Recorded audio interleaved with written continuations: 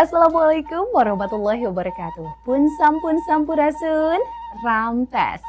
Kumaha barudak darama? Alhamdulillah urang tiasa patepang deui dina pangajaran basa Sunda kelas 7. Mudah-mudahan sadayana aya dina ginulur karahayuan ginanjar kawilujengan. Dinten ayeuna urang pedar materi paguneman nyaeta materi nu aya dina KD 3.1 pangajaran basa Sunda kelas 7. Barudak, hayu urang titenan heula tujuan pengajaran dinten ayeuna. Di akhir pengajaran diharapkeun siswa bisa maca teks paguneman kalawan bener. Siswa bisa ngaregepkeun teks paguneman kalawan saregep. Siswa bisa metakeun paguneman kalawan merenah saluyu jeung tokohna. Siswa bisa ngaidentifikasi kecap-kecap nu aya di paguneman. Barudak, sateacana dipedar materi paguneman, urang dangukeun heula paguneman nganjang ka Imah Didi. Sabot ngadangukeun hideuk bari tiasa ninggal teksna dina buku paket Rancage kelas 7 halaman 10. Mangga wilujeng ngadangukeun. Nganjang ka Imah Didi. Assalamualaikum. Waalaikumsalam. Walar Bunani bari gura-giru mukakeun pantoh hareup. Sahanya? Bunani neuteup barudak lalaki duaan nu keur ngajaranteng hareupeun panto. Abdi Asep, Bu. Pami ieu Deden, rerencangan Didi di sakola. Ceuk Asep mani rengkuh pisan. Oh muhun, mangga atuh kalebet heula. Bunani mukakeun panto mere jalan ka Asep jeung Deden. Asep jeung Deden sapsup ka rohang tamu. Dupi Didina aya, Bu? Asep nanya deui. Aya nuju ka bumi ninina heula, sakedap deui oge wangsul geura. Waler Bunani. Teu sawios abdi ngiring ngantosan di dieu? Ceuk Deden. Nya henteu atuh, mangga wae. Waler Bunani. Muhun, tadina bilih ngawagel padamelan ibu. Ceuk Didi. Henteu, da ibuna oge nuju teu gaduh padamelan nanaon. Waler Bunani bari imut dareh deh. Bari ngadaguan Didi teh, Asep jeung Deden diajakan ngobrol ku Bunani. Bari teu poho disuguhan. Sanggeus Didi datang mah, Bunani kapawon deui. Asep jeung Deden teh lila oge nganjangna da migawe PR basa Sunda heula. Pabebeurang kakara aramitan ka Bunani. Permios bade wangsul, Bu.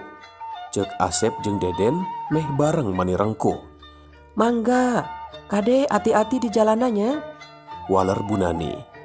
Hapunten abdi duaan parantos ngarepotkeun ka ibu. Ceuk Didi. Teu repot teu naon, sae kitu upami pre sakola teh batan ulin tepugu, mending midamel pancen sakola. Saur Bunani deui. Muhun, Bu, hatur nuhun parantos kersa direrepot. Nuhun nyadi, tembal Deden. Muhun, sami-sami.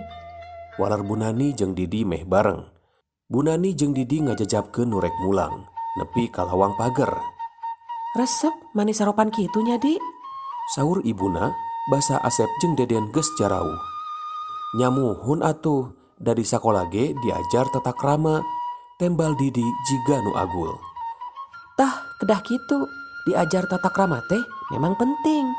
Jalma anu nyaho kana tata krama sarta bari dipake dina kahirupan sapopoe bakal loba nu ngajenan. Sabalikna, kajalma anu culangung teu nyaho sopan santun moal aya nu resepen. Saur Bunani deui. Mung kirang-kirang nama sesah ngangge tata krama teh kantenan dina ngagunakeun basa lemes kanggo kasorangan sareng kanggo kabatur mani sok pabaliut raraosan teh. Ceuk Didi. Mata kudu dibiasakeun. Geura aritos biasa mah teu singna susah. Sing ingat, kapribadian atawa moral hiji jelema bakal kagambar tina nyarita jeung tingkah lakuna sapopoe. Nu mawi rupina kitu pisan. Pangna di sakola diajarkeun tata krama, kumargi penting tea panginten. Ceuk Didi deui. Muhun, da jalma mah teu cukup ku pinter wungkul, tapi kudu dibarengan ku bener jeung moral anu hade. Ari pangajaran tata krama teh perlu pisan sangkan urang jadi jelema bener sarta miboga moral anu hade. Saur ibuna. Kumaha barudak saatosna ngadangukeun paguneman tadi tos kagambar materi nu ayeuna bade dipedar? Tah sangkan leuwih paham kana isi paguneman, tek jawab ku hideep pananyana. Kahiji, saha nu nganjang ka imah Didi teh? 2, Didi keur ka mana waktu babaturan datang ka imahna?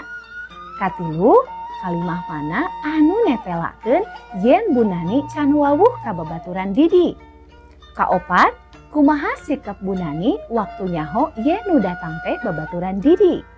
Kalima, naon sababna babaturan Didi nganjangna lila? Nu kagenep, kumaha pribadi babaturan Didi cek Bu Nani? 7, terangkeun pentingna tata krama dina kahirupan sapopoe. 8, lebah mana make tata krama nu dianggap hese?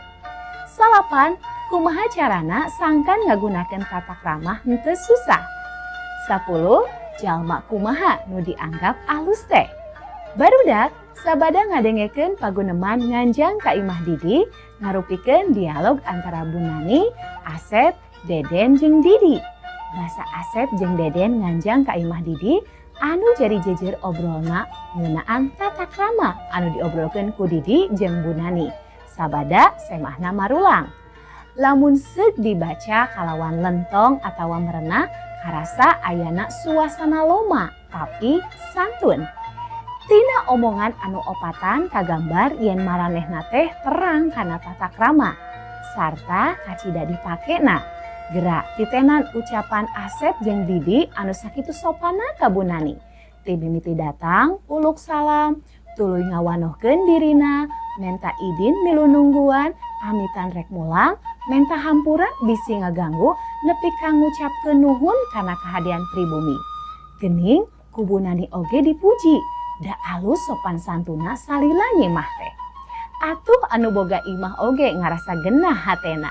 Teu asa kaganggu sok sanajan kudu nyuguhan jaba nyemahna lila. Da bari migawe pancen di sakola. Barudak tos kagambar naon paguneman teh? Paguneman teh nyaeta obrolan atawa wangkongan kagiatan nyarita dua arah atawa leuwih.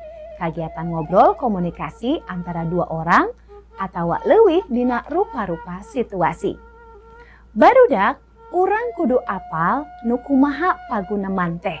Di dieu aya ciri-cirina nyaeta hiji, paguneman teh mangrupa kagiatan komunikasi lisan atanapi tuturan antara dua orang atanapi leuwih. 2, paguneman ditulis winangun kalimah-kalimah anu dicirian ku ayana tanda kekenteng atawa tanda kutip dina kalimahna. Katilu, bahasa nu digunakeun dumasar situasi iraha jeung di mana paguneman eta lumangsung. Samodel paguneman ngobrol biasa bakal beda jeung paguneman dina diskusi. Utamana mah dina sikap jeung bahasa nu dipakena. Barudak hal-hal anu kudu diperhatikeun dina paguneman nyaeta kahiji, lentong atanapi luhur handapna sora. Kadua, tata krama basa. Katilu, dibarengan kurengkuh jeung pasemon anu merenah. Barudak, cara nuliskeun teks paguneman teh aya sababaraha rupa. Anu kahiji aya bentuk wacana tadi, anu tos ku urang dangukeun sasarengan. Aya oge anu ditulis heula ngaran jalmana kakara eusi omonganana jiga dina teks drama.